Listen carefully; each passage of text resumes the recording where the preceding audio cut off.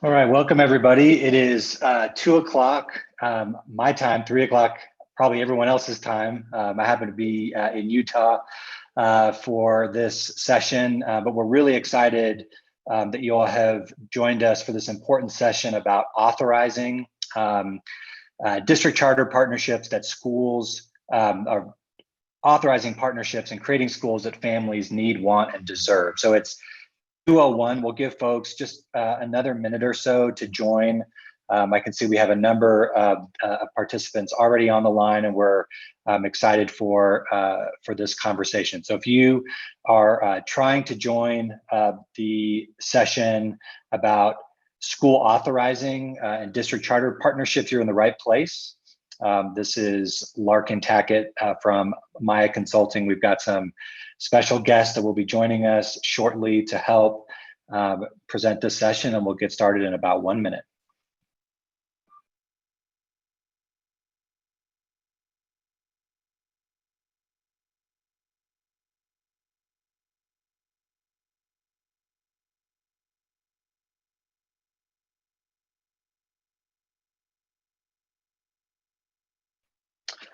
All right, it is 2 after, and we're going to go ahead and get started for this session titled Authorizing Schools That Families Need, Want, and Deserve. This is a session about the district charter authorizing process, and especially learning how we can really best center the needs and priorities of the community and learn how to develop a really high quality process. My name is Larkin Tackett. I'm a member of the Maya Consulting team. We have had the privilege to support over nearly 30 district charter partnerships throughout the state of Texas. And in just a moment, I'm going to have my co-presenters introduce themselves. So let's go ahead and advance to the next slide, please, LaTanya. As I mentioned, I have the privilege of helping to lead Maya Consulting. We are a consulting firm based in Austin, and we work all throughout Texas and have supported a number of district charter partnerships really in every single part of the state of Texas. And I'm excited to have a few co-presenters with me today who have really rich expertise in district charter partnerships. And I've asked each of them to introduce themselves by sharing a movie character that best represents them. So I'll have David go first, Melissa will go next. I'll share my movie character, and then LaTanya, who's the fourth presenter, will share theirs. And while they are sharing their movie characters and introducing themselves, if our participants could go ahead and please chat their name, role, organization, and any movie character that comes to mind that represents themselves. So with that, I'll turn it over to David to introduce himself. Thanks, Larkin. My name is David Sines. I'm the Chief Innovation Officer in Fort Worth ISD, and I'm glad to be here to share some information, share some knowledge, and also learn from my colleagues. But I chose Indiana Jones. I've always loved the character. It was one of the favorites from my mother when we watched movies. But when I was thinking about this question, and it's kind of crazy how much insight went into it because I never thought about this. But, you know, for me, Indiana Jones is someone that was curious about the world and how things work, but he never let any kind of obstacle get in his way. He found a way to make things work in order to reach his goals. To me, that's how I see our work in SGS, is that there are many different paths to student success. We have to break through barriers, solve obstacles, but ultimately we have to get to that student success as our goal. So that's why I picked Indiana Jones. Thanks, David. I love that. And thanks for joining us. How about you, Melissa? Hi, I'm Melissa Correll, and I'm the Chief Innovation Officer at Victoria ISD. And I picked Shrek as the movie character that I guess represents me. And the reason I picked him is because he is authentic to himself, and he has this great potential for growth and learning and knowledge. And I think in our role as the innovation officers and in our innovation departments that we need to be authentic to ourselves, but also be willing to grow and to learn and to change and to bring people along with us, like Donkey. Even if Donkey is not necessarily our best or favorite, we still got to bring them along because the journey is important, and we got to get to that destination. So that's why I picked Shrek. Awesome. Thank you, Melissa. I put Yoda, I think because it's kind of represents me now and it's more aspirational. I think I aspire to to pass on wisdom to the next generation. I don't think I'm as old or as small as Yoda, but I do want to be as wise as him. So that's why I picked him for my movie character. And how about you, LaTanya? Hello, everyone. I'm LaTanya Smith. I'm a senior consultant for Maya, and I picked Nemo because it's pretty simple. Even when completely lost, Nemo never gives up. So that's kind of how I feel in the world of education. Sometimes I get lost in trying to figure out how to get things done. I'm relatively new to Maya as of May full time. I felt like Nemo, like when completely lost, you just never give up and you'll find your way. So that's why I picked Nemo. Awesome. Thank you, LaTanya, Melissa, and David. And we'll hear from all three of them again. And thank you to Elise, who has entered in her title and organization. It's been great to work with Elise from Midland for a number of years, as well as Arista from Fort Worth. And I can tell folks want more time to think about their characters, but if it pops into your head throughout the presentation, please throw it in the chat so we can get to know you a little bit better. Thank you, Marshall. I think reacting to Melissa, you do identify with the donkey. So maybe Melissa and Marshall can get together and help each other out at some point. Thank you, Chad from Ector County for introducing yourselves. And please do continue to interact with the chat. LaTanya is going to be asking you a couple questions about the authorizing process, and this session will go, I think will be a lot more meaningful if we can hear some of your questions and reflections throughout the presentation. Thank you, Jill, also joining us from Midland. So we have three objectives for today's session. We want to continue to build relationships with each other. At Maya Consulting, we are big believers in the power of networked learning communities. And we just believe wholeheartedly that the best learning comes from peers and comes from solving shared problems with peers. And that can really only happen if we've got strong relationships with each other. So, so that's objective number one. Objective number two is to really help surface some of the key steps in the authorizing process. Milestones, some of which you may have seen in the FIT tool or in the SGS levers, or in some of the work that the authorizing organizations have put out.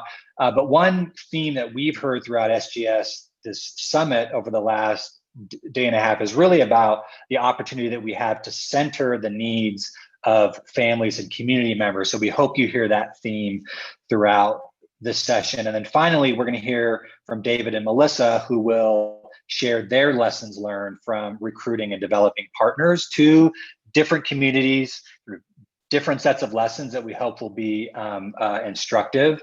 And as I see folks from Ector and Midland and other communities, we would hope that you would be willing to share some of your lessons as well. So those are our objectives for today's session, and I'm going to hand it over to LaTanya to lead us through the next slide. So we want to gauge what you know and what you want to know as we go through this session. So we're going to take a few minutes in the chat, and we'd love for you to share with us, what do you already know about the authorizing process? And then think about, what do you want to know? So the first question is, what do you know? And Larkin will help us capture it in the actual Google Doc. But tell us, what do you already know about the authorizing process? And I'll give us a couple of minutes to answer. So I had someone said they're familiar with the entire process.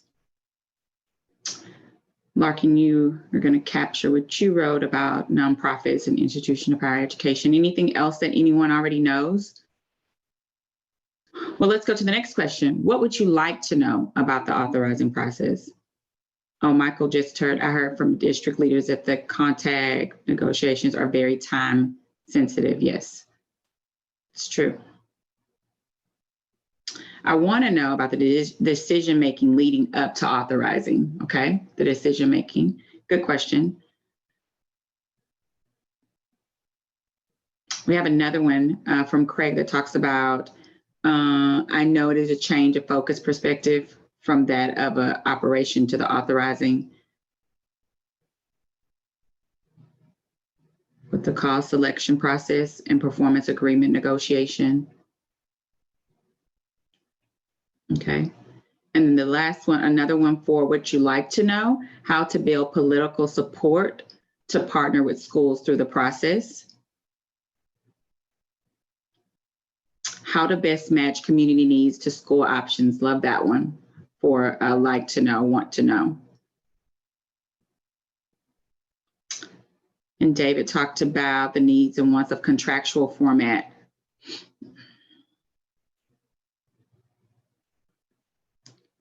And Marshall wants to know, how can TAs best serve districts?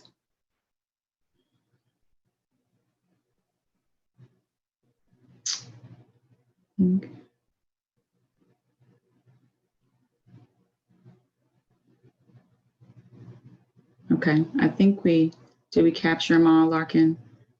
I think this is going to give us a good start. We will definitely be able to talk through the things that you want to know. We might not get as deep, but we will be able to hit on all of the things. So our chart at the end will fill it in about what you've learned from the process. And we hope that you do take some nuggets away from this presentation that will help you with your authorizing process for your district. So just to recap, things that people already know, families with the somebody's familiar with the entire process. We're happy to have you. Districts can authorize nonprofits and institutions of higher education and local governments to manage their schools. And contract negotiations are very time sensitive, and they're familiar with the cost selection process and the performance agreement negotiation. Want to know decision-making leading up to authorizing, a change of focus and perspective from that of operation to that of authorizing, and a focus on outcomes, how to define the need and wants of contractual format, and how to build a political support for partner schools through the process.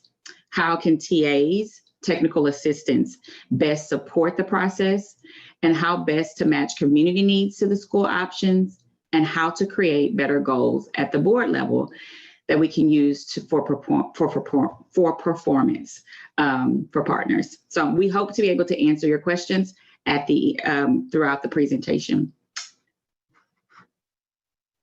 Larkin.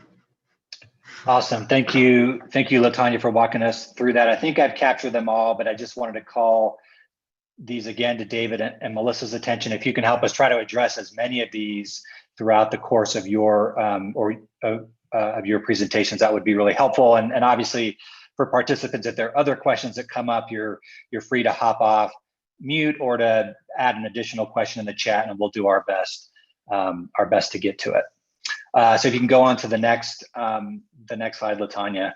So one of the things that in preparing the session with TEA, we really wanted to help us really catalyze and help shift a mindset from how we might currently think about authorizing as we need a fill in the blank, a turnaround partner, which is how district charter partnerships historically have been thought of. And while that may very well be true, that actually doesn't center the needs of our students and our community. So really what we want to shift is an authorizing process that thinks more about this is what the community is seeking, right? They're seeking a school that offers fill in the blank.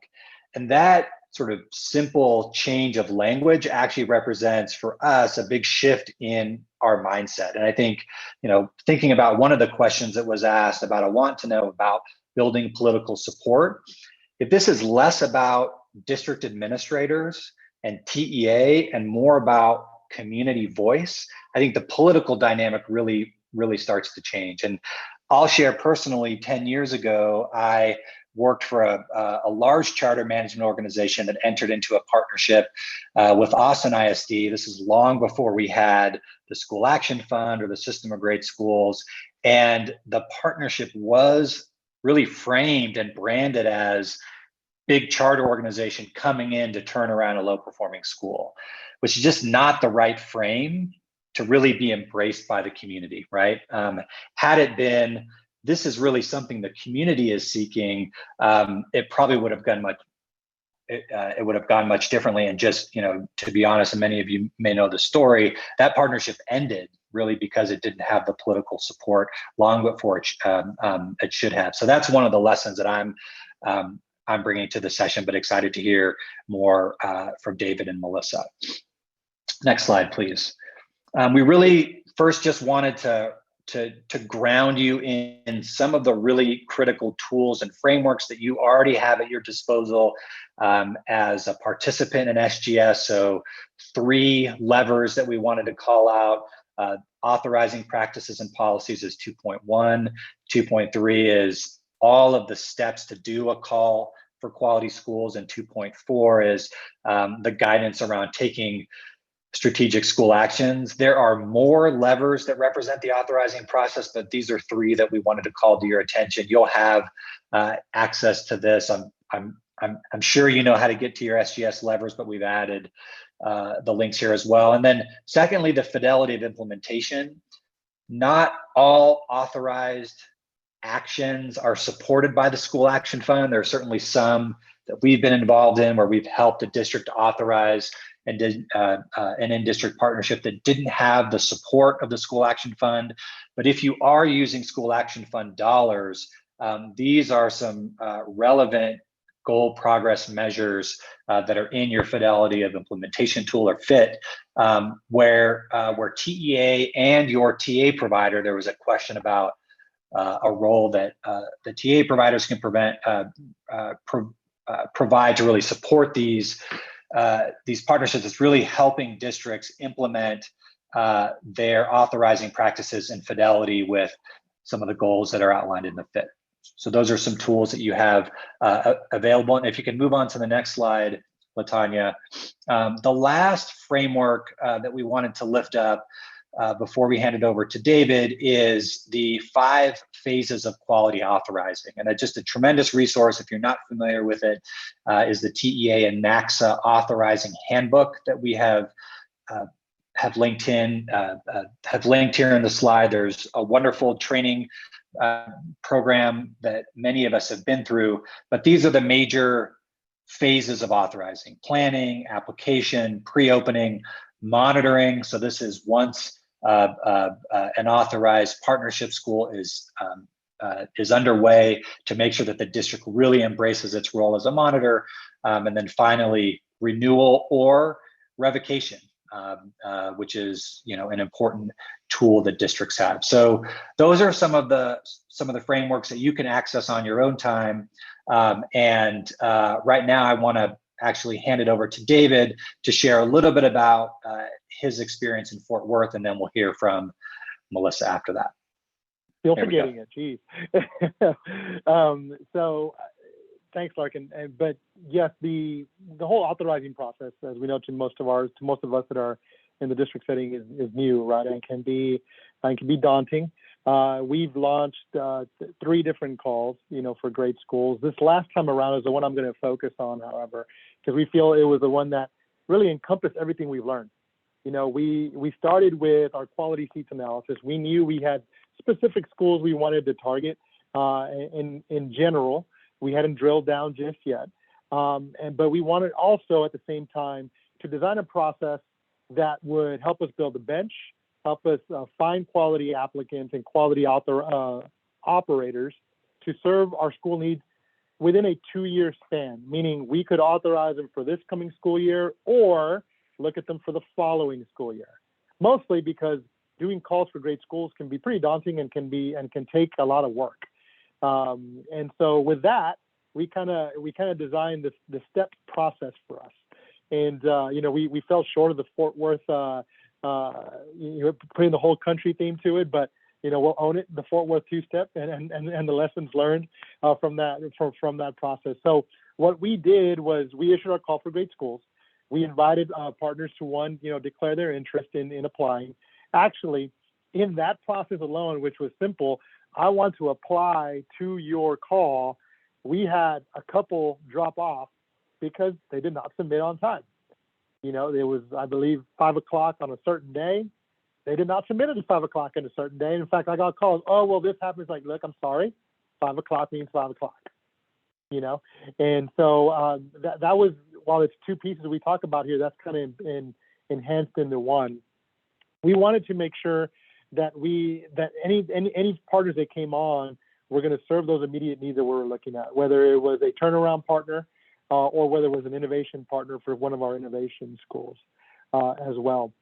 So this bench that we were going to build would last 2 years. So as we were going through this, we had our folks apply. We then, those that made it through, which is 8, we then reviewed their initial application, which was general information about themselves, how they intended to design their academic program, how they would support social and emotional needs, engage with parents. You guys have seen, we used the model application from TEA, okay? And we had a few pieces that are more Fort Worth specific. After that, we selected and we narrowed down to 4. So that was 2 potential turnaround partners and 2 potential innovation partners, okay? So out of the 8, we went down to 4. And then we really started with the matching process. Is there, out of these 4 for this coming year, an opportunity for us to partner? And after looking at the data for our schools and looking for all these partners, we ended up choosing the turnaround bucket and 1 partner for us to move forward, which then kicked in kind of the community effort. In order for this to be authorized, we went to the community and said, here is, based on what we needed, based on what you've said you've needed, here's a potential partner. It's time to do the final vetting. We were committed that if it didn't work, it didn't work. And we were going to move forward with another option, which could have been an internal restart, right? But that 2-step process of how we wanted to identify our schools, our partners, has served us very well this year. At this time, we still have, first of all, those other 3 partners on the bench, in addition to the one we're going to authorize, and our current partner, which is Texas Wesleyan, is also on the bench because they're already an authorized partner. We could do a replication with them. So some of the lessons learned is, timelines are important.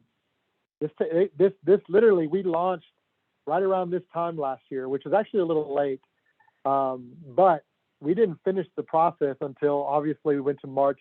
We went to the board meeting in March to get February to get this authorized. It was important because we had input from the entire district as well, not just a committee.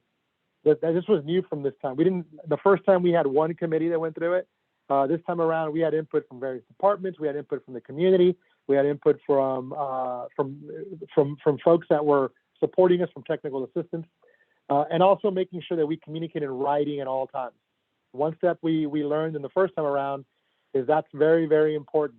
We had a challenge the first time around regarding someone we didn't select, but we had everything documented. Timelines, you didn't meet timelines, that's why. So it was important to make sure we had all that and make sure you stick to those timelines. I think that's an important piece. And that's something that we learned from the first one that we really executed this last time around through support of a lot of folks. So thank you. Next slide. Before we move on to Melissa, David, I don't see any questions, but I wanted to ask one. You talked a little bit about after the first step, going to the community with your vetted partners. Can you just add a little bit more color about what that process looks like? So I think this is in step 2, where you're taking those approved partners to the community. And I really appreciate what you said is if it doesn't work out, it doesn't work out, right? You will reserve the right to pursue a different option. But I wonder if you could, maybe share an example or just add more color on that part of the process. Certainly. So, obviously it looked a little different during COVID. It involved a lot of Zoom meetings, but we did several parent meetings on Zoom. on multiple occasions to get feedback from our families around the partner. We went to the campus and talked to the teachers, talked to the current staff that was there. We talked to students as well regarding the process. We talked to the principals in the feeder pattern as well, from the high school principals to the elementary principals, and got feedback from them. Of course, the scary part is when we had really, while there was 2 turnaround partners, one wasn't ready for until 22-23. So we really had one that we brought to the table. So that was the scary part, right? Because if they didn't get picked, we had to pivot quickly again. But it looked kind of like that. And honestly, we also continued that stream of thought, because our first meeting wasn't as successful with regards to turnout with families. But as word started getting out with the community, we had other meetings. For example, the board member wanted to have one, and so we had that as well. We had Arista, who's also here listening.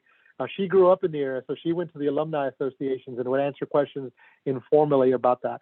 There's a lot of avenues that you can gain feedback from, not just the formal process. Your board members, your community members that are engaged in the community, especially in a community that is tight knit, like our Dunbar community, where our next partner is going to be at in Faith and Leadership Academies within Jack K Middle School. It's important to leverage those folks, because they will get the right people to the table. They will become your champions if we are able to show them, one, who this partner is and why this is a good move, and they agree that it's a good move, obviously. They will be that champion for you. So it's not always, let's do a Zoom or a big meeting and here's who we are. You're going to have to do the work behind the scenes. You're going to have to do some of that, I would say, political type of work, in the sense, here are the key people I need to make sure are our key stakeholders that I know, and I arm them with the right information. Because misinformation will prevail if you allow it to. And in this case, we wanted to make sure that we got to that beforehand. It still gets out there, but for the most part, I think we were able to control it through that process. Thank you, David. That is really helpful. And I think it actually answers a couple of our questions, one of which is, how do you build political support? And I heard a couple things. You actually worked with the trustee who represents that area to hold a community meeting. The other thing I heard is you have a team member on your team that's born and raised in that community that went out to alumni associations, which are, in many cases, really influential in communities. So thank you for sharing those 2 examples of community engagement. So I wanted to ask a question from Chad, who's in Ector County. So he said, I'm guessing your initial call, so this would be for step 1, is pretty general, and that it potentially covered multiple viable options since you're doing it prior to reviewing the QSA. Is that the right assumption? Or is there anything you would add there, David? Yes, that is correct. It is a pretty general call in that first time around. And then once we get closer to identifying the partner, we share with those still in the process a little more specific data on the target campus. And from there, they do another application, sort of, they answer some more questions and provide some more information as we go through it. So yes, that first part is pretty general. We go deeper in the second step. Awesome. And I see that Margot Rowan, who I believe has worked with Fort Worth, added, the call named specific grade divisions for the potential partnership, but not necessarily specific schools. Correct. Another question for you, David, is would you recommend the bench as a best practice? So no partnership agreements at that point. Correct. Yeah, we think for us it made the most sense. Having done this twice and knowing that, one, just capacity-wise, it does take quite a bit to launch a call. But at the same time, it'll allow us to build a relationship with those that are really interested in our district. It is a best practice. It's a practice that is used in other places. And so you authorize these potential partners that you can call up at any time. Now, we have talked with the partners and been upfront with them that you may or may not be selected, right?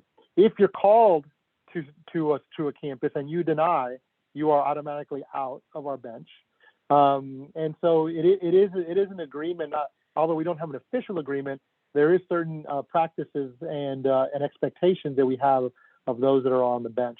It's a 2-year agreement, no commitment from us to them, no commitment really from them to us, aside from If you signed up for turnaround and we ask you to turn around and you say, no, that's not quite my style there at that school, then we change that and you won't be serving with us. But I would say another great thing about the bench is that, once again, just to elaborate on working with those folks, you can then go deeper with them earlier, because if for some reason, for example, as we're looking to next year, I don't have to have another call right now unless there is a specific need. We reserve that right to launch a specific call for a specific need. I'm ready to work with these partners if we're going to move forward, starting now, versus starting this process all over again. And so we'll see how it works out. If we end up authorizing any more for 22-23, right now we're focused on the 21-22 partnership that we're launching with Phelan for Jack K Middle School.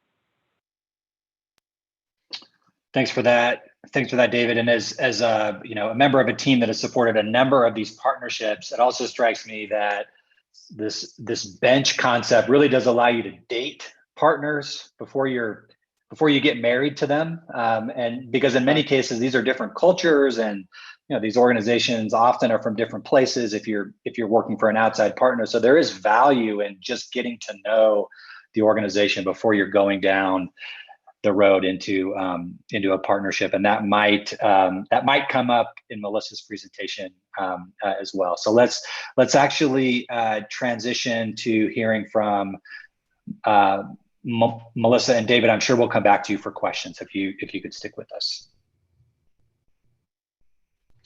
Thank you, Melissa. Can y'all hear me? Excellent. So we had a little bit different approach for ours. We launched a call for quality schools with a very specific need based on our quality seats analysis. We wanted an early childhood center. We did an EC3 through first grade is what we were wanting based on what our community wanted and what our community needed.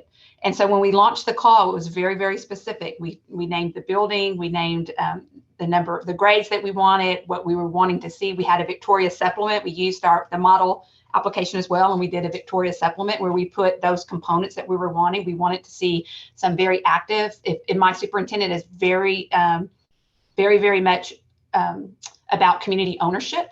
And so there was a great piece in there in that Victoria supplement in the application about how they were going to help to cultivate community ownership with that school and be a partner with that community.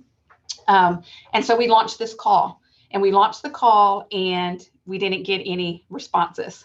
So we got one response that we had kind of been courting, as Larkin says, and we went through the process and we got to the very end of the timeline, and this entity was not able to complete. They were a brand new entity. Let me say that they're not a brand new entity. But they had never been a partner before. And so they weren't simply not able to complete the actual application, the call for quality schools, all of the pieces that have to work through it. So that call was done. But what we did is we continued then to court that group, and it was Children's Learning Institute, UT Health Science Center, Children's Learning Institute. We continued to court them and to really work through that and to really think about how it is that we could partner together. So we launched a second call. And in the second call, they were really able to respond and were able to complete the application. Also in that second call, though, when we launched it, I had learned a thing or two. As David says, you learn a thing or two as you move through. I had learned a thing or two, and we had started the CIO boot camps. And one of the tool that they gave us in the CIO boot camp was a spreadsheet where everybody entered in everybody's partnerships. And so I got that list, and I literally called and emailed and tracked down and talked to every potential partner that could possibly serve us in this EC3 through first grade center. And one of the things that I quickly realized is because of where we are located geographically, we are a small community. We're about 13,500 students, and we're about 2 hours between Houston, Austin, San Antonio, Corpus, that many times the availability of who would want to come to Victoria, that they didn't see us as a viable market for them to come. So that was a barrier for us and a roadblock that I think that people in small communities or people in communities like mine are going to face. So But I did that heavy recruiting. I think that was a very important component to do, to make that the connection that sometimes in some of your communities, you're going to have to court, and you're going to have to really go out, turn every rock over. You're going to have to go out and do some digging to even get some potential partners on board. So we did do that, and we selected UT Health Science, it's Children's Learning Institute, and we're working through them on the partnership. But a couple of things that we learned is that everything takes more time than you think. So the first time when I launched the Call for Quality Schools, that first one that was not successful, I had the craziest timeline in the whole world. I mean, I think I was going to get it done in I think it was like a 2.5 month timeline from the time I launched. I mean, it was just, it was just crazy. The second time I learned from that. So one, there's a timeline component, and depending on where you are in your context, in my context, I needed to give more time for people to be able to respond to the Call for Quality Schools. So the second time I did do that, because I wanted a quality response. I needed to give them time to have that, to be able to do that. The other part is, once we got to the negotiations, how long it takes to do all of those pieces, particularly with us in our case, we're new, they're new. So that took even longer than what I had even ever thought that it might be. The second lesson learned is that not everything districts and partners do is codified. So we learned real quickly that as we're working through this process, it's difficult to start sharing our systems and processes. And sometimes we don't even know what our systems and processes are. Or this is, for us, it's really like, well, this is what we've done. This is what we've always done. Well, where's it written down? Well, it's not written down, but we've always done it. And this is how this works, So that was another big lesson learned, that it seemed like every time we turned a corner for something, that was what came up. So we really learned that these partnerships help to catalyze the codification of systems and processes within the district that help the district. So part of my work as the CIO is I'm very heavily involved in talent capacity, building the talent pipeline in our district. And as we're working through our new principal onboarding this year, we're using many of the documents and some of the things that we have created for our operating partners to help onboard our new principals, because they need to know some of the same things, like who does what, those kinds of things. So that's another lesson learned for us, is that these innovations can transcend across your district. Even if you don't have any other partner managed schools in your district, that how your district responds to that and the systems that you create actually can serve to strengthen your district in so many ways that I don't think we recognize going into the process. The third thing we recognize is that district systems may work for district staff, but not partners. So we began to think about, well, how do we do these things? And our partner, being new, has really relied on us a lot to say, I'm just going to do your system. I'm going to do how you do. Great. So we start working through that, and then they realize, oh, that doesn't really work for us. These are the things that we need to do. And that's fine, because they always have the ability to do that. But we're learning, CLI and Victoria, we're learning together how we can be good partners to each other as we work through this. And we don't always know that right up front. Most of the time, it's within the context of the work that we realize what we need to do and how we need to do it. And that kind of speaks to the next thing that we learned, which is to clarify those roles and those responsibilities. It's so important for us. And that's one of the things that we've struggled with as in my office, because like me, like many of you, we are doers. And I come from this is my second year off of being a principal.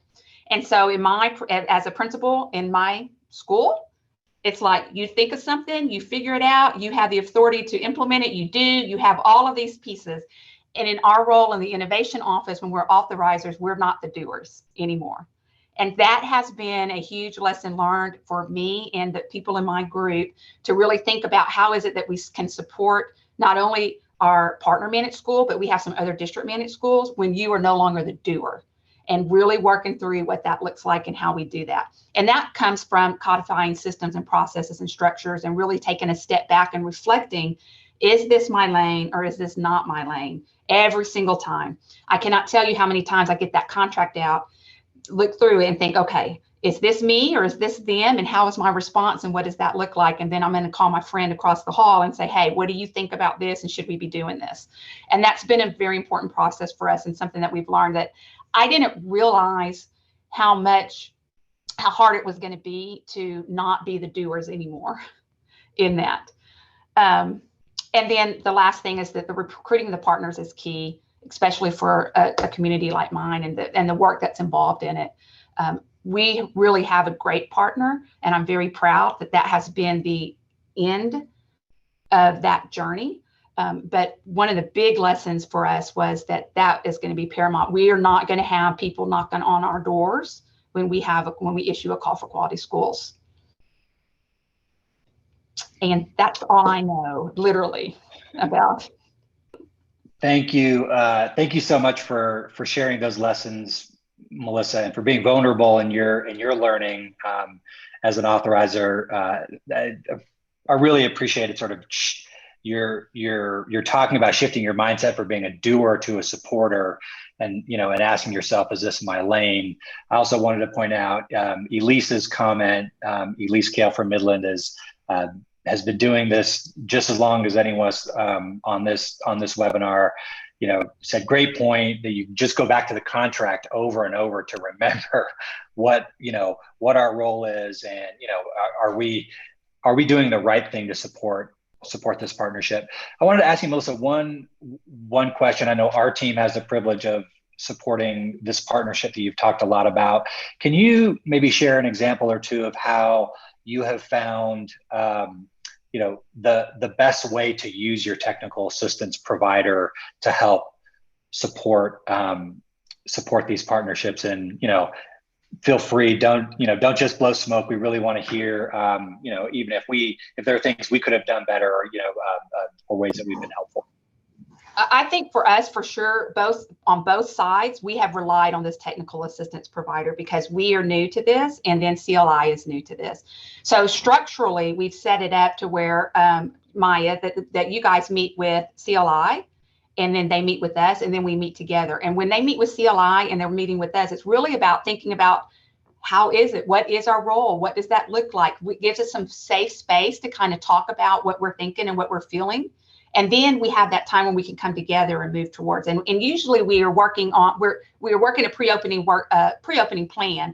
So we have certain things that we're working through as for a particular meeting and as that looks. But that has been imperative for us because we do not possess the institutional knowledge on either side to have these experiences to draw on about how this could look, or how should this look, or how do we want it to look in Victoria, or how do we want to look for it at CLI. And that's been very helpful.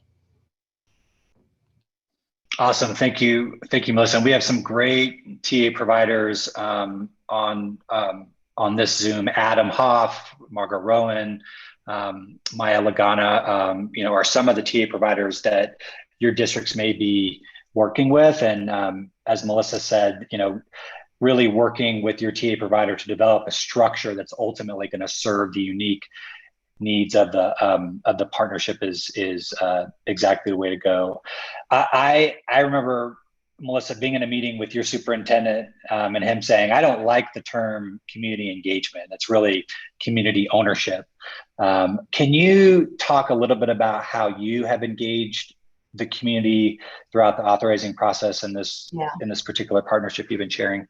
So we're fortunate that when we came into this with already the community backing, that we want this early childhood center. This serves one of our a portion of our community that is really in need of some early childhood and some just really strong instruction for kids. Okay, so we came in there, so that was very fortunate. But we have a couple of grassroots communities. One is this is called the Southside community that this school serves, and they have a Southside Community Coalition. So myself and one of the other members of my office, we joined that, and we went to all the meetings and became a part of that work as we're working through this piece. And once CLI came on board, they joined that and they became part of that piece. We also have an alumni association for that school. And so we also did a lot of work with them. But we also did some work around with, some of you may be familiar with our thought exchanges, like providing opportunities for like crowdsourcing ideas and thoughts when we're working through the authorization process, to give some input on that around choice and how much choice and boundaries, and just several different many opportunities for the community to weigh in on that part of it. But I will say the fortunate thing for us really is that we had strong community backing for a project such as this in this particular community before we started it. And I think that's the benefit sometimes of having if you have that and you know you want a specific thing politically, it really helps when you're moving the process forward. Because in Victoria, this will be our first charter school that we've had in Victoria. Since we had a charter school about 20 years ago that didn't go well. And that really colored the community's vision of what that could look like. And so we have really had really positive responses to opening up this school. And I think it stems from starting from a place where it represents the hopes and dreams of that community. Awesome. Thank you, Melissa. As we start to move towards the end of the presentation, if you go to the next slide, LaTanya, we wanted to just give a couple of ways that each stakeholder group could really think about making this entire process by and with the community as opposed to doing to the community. So first off is opportunity for community stakeholders to really be as inclusive as possible. I think this crowdsourcing idea that they've done in Victoria, where you really have a platform for community members to weigh in throughout the process, is an example of being inclusive. Again, lifting up David's work in Fort Worth with their trustee and staff member who is from the community, as well as the alumni associations in both communities are a way to get to inclusivity. And again, an opportunity to have a strong voice in the school model selection. And so really making sure that community is involved from day one, not sort of after a model has already been selected. We also wanted to make sure that you have some real tangible examples for your superintendents to be involved. We think this authorizing process is a great way for a superintendent to say, this is what we're hearing from the school community as a predicate for the decision to enter into a partnership and a particular model. And secondly, is just, this can be a clear way for them to shift power. So for example, you can have community members involved in the data analysis part of the QSA. You could have them develop the call for quality schools and sit on a committee who does the partner selection. So this is a way for a superintendent to point to the community and say, here are ways that they have been involved through the process. There is a question that we have that I don't think we've answered yet, and I think it came from a trustee, so I'm just going to surface it now for David and Melissa and for others to think about. That question was, how can goals be created that trustees can really engage with? So what are the right sort of altitude of goals for trustees to be involved with at the partnership level? So I see, David, you came off mute. Do you want to weigh in on that? Yeah, no, definitely. I think one of the things that has helped our board and our relationship with our board has been, and I want to do a plug for Lone Star Governance. I think aligning our goals through that effort, our district goals and how we interacted with those goals and how we interact in that space of board, superintendent, staff has been key. And then from there is how you develop, your SPF. Now, our SPF framework was designed back in 2019, our school performance framework, and we have to evolve it now as we're going through COVID. That's been one challenge we're kind of looking at. But as we work through that and you set those goals, you build your school performance framework. That is what led to our performance contract and our performance outcomes in the contract. It hasn't been as clean because of COVID, and we've kind of put some wiggle room in our current contract to allow us to revisit once we reestablish ourselves with some data. But I would say in an ideal world, without having gone through what we've been through in the last few years, that was the original intent, that the board goals, our school district goals, informs our school performance framework and what we feel is important for all schools and for our partners.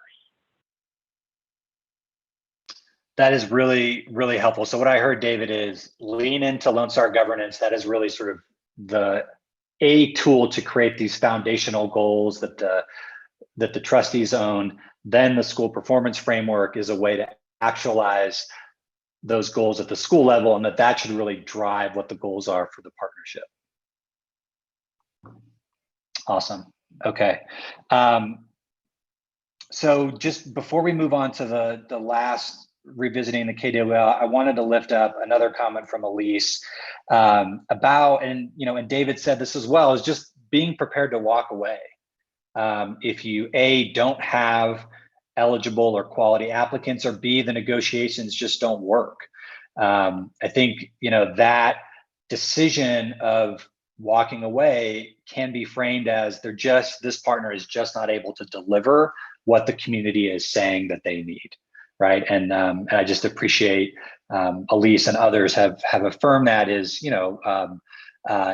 a unique role and responsibility that the district has as the authorizer to say no. And the fact that you can have community members voicing concerns and saying no or yes is really powerful. David, did you want to hop in again? And I would say encourage our colleagues to we learned a lot from our TAs, but to not be afraid to set standards. I mean, really push the envelope where we have, we're up front before even people apply. This is what we expect. This is how we will work together. And here are certain things that we will not move on that are important to us. And those can vary district to district. But in this third call is when we got a little more mature in that thinking, a little more courageous. And hey, we want folks to be our partner, but there are certain things that are going to have to be met in order for that to happen. Fantastic. And as you were talking, David, Margot, who again is a longtime partner for Fort Worth, mentioned or reminded us that you were actually a part of an evaluation committee as a community member for some of these initial partnership applications, and then you eventually got roped in to lead the entire process. Yeah, here I am. Who knew? Can't think of a better example about of the power and all the assets that exist in the community if we can just take the time to create space for community members to engage. So thank you, Margot, for lifting that up. So let's go ahead and go back to our KWL chart, and I'm going to hand it back over to LaTanya. I've been typing in as Melissa and David have been talking, and also we've seen chats as well. But if you, LaTanya, could make sure that we have all these questions answered. Thank you, Mark, and this looks awesome, amazing. I'm excited that it's filled in almost. Oh, hold on, LaTanya. There's a little bit of feedback. Hold on. Can you hear me now? No, it still sounds like you're a little bit of in an echo chamber. Let me go ahead and facilitate just so we can get us wrapped on time. This must be a technical glitch. So the first question that was asked was, really understanding the decision making that led up to the authorizing process. And there's a lot of resources around this, but I just wanted to ask David or Melissa if you could maybe just even flag one key decision here that you think would be helpful, given there are lots of decisions that go into the authorizing process.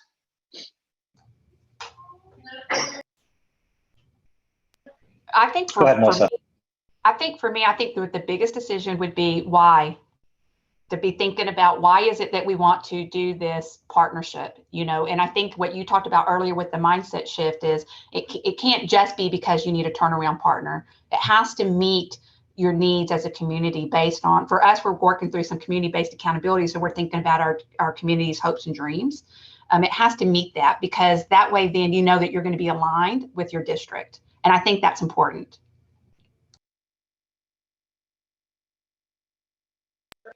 I love the reference. Yeah, I'm sorry. Go ahead, David. No, I agree with that statement. I mean, that's where it starts. Awesome. And I love the knowing your why and what the hopes and dreams are of the district, Melissa. I've tried to answer, the question about changing focus from that of an operator to an authorizer that focuses on outcomes, I think Melissa's answer really did that. One question that we haven't answered as clearly is how to define the needs and wants in a contractual format. So we have talked about the QSA and sort of soliciting community needs, but can either of you talk about how you actually translate that into contractual language? I think David asked that question, right, David? Yeah, and that's really what I was going with, the making sure that we have certain expectations. So, for example, one of the comments we heard was, are we going to authorize people and then they're going to come and they're going to expand outside of our control? And honestly, what we put is that we had a non-compete if you were selected as a partner for, I believe, 5 years, I believe. So something like that. I don't recall the information. But if you got selected as a partner and you were not already authorized to be in our area, because that didn't apply, obviously. That was one thing that our community and our district felt that needed to be on there if you were coming in new to Texas or new to the area and hadn't been authorized before. So that was something we threw in there, and if it was something that was important to us, and that was one way to actually capture that in the contract.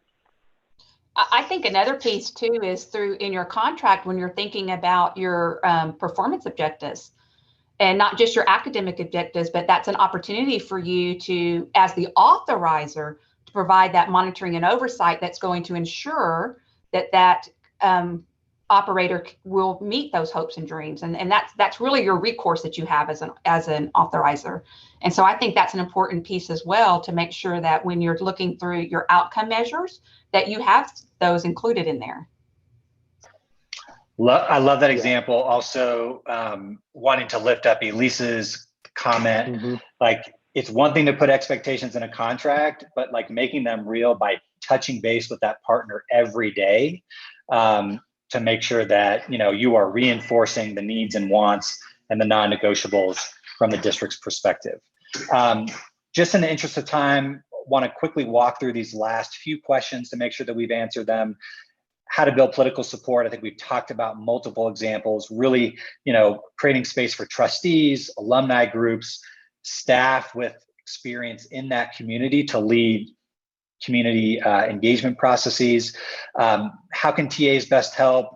Melissa's answer about bringing institutional knowledge. We've heard a lot of that from Margot, who is willing to share some additional lessons learned about Fort Worth's two-step process, but really leaning on your TAs. And in some cases, they can do some offline facilitation with both the partner and the district. How to best match community needs to school options. We heard Melissa talk about the district staff and the operator joining community groups. I was in a session recently where someone said, we want to be invited in to join the community. And if you're doing that, you're really starting to build strong relationships. And then, and David did a great job of answering the question about board goals. So with 1 minute left, we want to just quickly reference links to various resources. We're going to upload a PDF of this slide presentation into the resources. So you'll be able to click on these. And just finally, a little bit about Maya. We would love for you to, to get to know our organization. And so there's a slide with links to learn more about us. But I want to just close by thanking David and Melissa, and adding my voice to the shout out that the commissioner gave them about the incredible work that they're doing in Fort Worth and in Victoria. We're proud to play just a little role, but we know that there are a number of other TA providers, many of whom are on this Zoom, who have been helpful as well. So thank you for all of you for engaging in this really, really great presentation, and for really leading on high quality authorizing to meet the needs of families and community members. So thank you all for your time, and please feel free to reach out if there's any support that we can provide. Have a great rest of the day.